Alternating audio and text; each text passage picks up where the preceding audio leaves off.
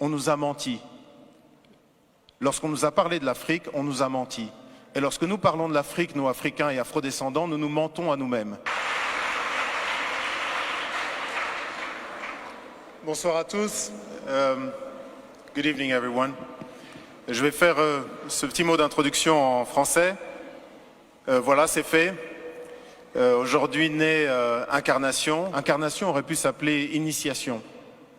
Et Incarnation démarre, vous allez le découvrir ici en rentrant, sur un constat qui est fort, sur une déclaration, une affirmation qui est très forte. On a parlé à l'instant de cette carte renversée. En fait, les cartes pré-Mercator, beaucoup de cartes représentent l'Afrique avec le nord en bas et le sud en haut. C'est ce qu'on appelle un point de vue afrocentrique. Et effectivement, la Terre, c'est une sphère qui flotte dans l'univers. Et dans l'univers, il n'y a pas de haut et il n'y a pas de bas. Et moi, je considère effectivement que ce n'est pas anodin le fait qu'on ait choisi que l'Europe soit en haut et l'Afrique soit en bas. Deuxièmement, Mercator, ce géographe de la Renaissance, a décidé, pour essayer de développer et aider les lignes maritimes, donc en faire des lignes droites, décidé de projeter ce qui est un globe en 2 dimensions sur une carte. C'est les cartes qu'on utilise toujours aujourd'hui.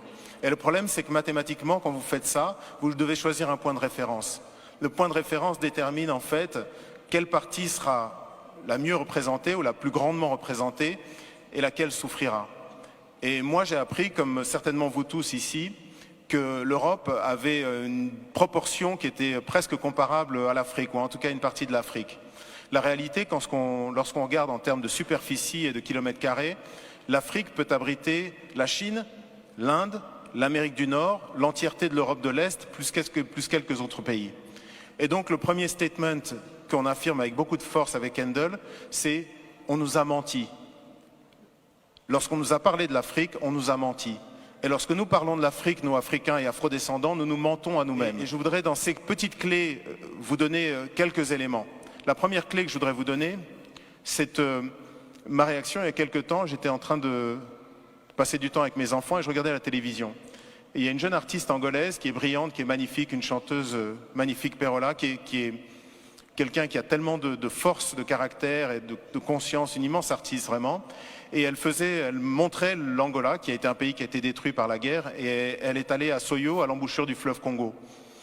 Et à Soyo, à l'embouchure du fleuve Congo, il y a une pierre sur laquelle Diego Cao, donc un explorateur portugais, a marqué donc des inscriptions pour dire qu'il était arrivé là, en 1482, donc 10 ans avant que Christophe Colomb n'atteigne les rives de l'Amérique du Nord.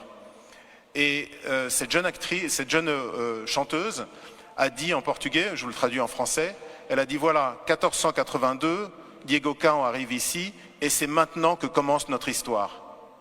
Et j'ai sauté sur place, j'étais vraiment saisi en me disant mais comment est-ce que cette femme qui est une artiste tellement consciente, tellement belle, comment est-ce qu'elle peut penser que notre histoire a commencé le jour où un blanc a posé le regard sur un noir? Et ça, de même que la carte, ça n'est pas quelque chose d'anodin. À un moment là où l'Afrique est obligée de se projeter dans le 21e siècle, à un moment là elle est toujours un réservoir de croissance pour le monde entier et d'enrichissement à part pour l'Afrique elle-même, je pense qu'il faut effectivement que nous, les Africains et les Afrodescendants, mais également, c'est un fait qui s'établit pour le monde entier, que nous arrivions à réfléchir sur à quel point nous sommes orphelins de l'Afrique.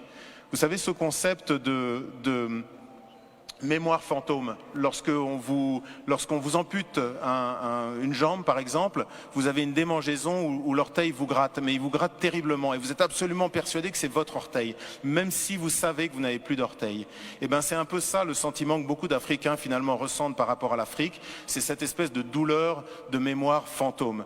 Et aujourd'hui, cette exposition essaye d'adresser cette question-là. Réapprenons, nous, les Africains, mais aussi tous les gens qui ont un intérêt par rapport à ce continent, à nous regarder.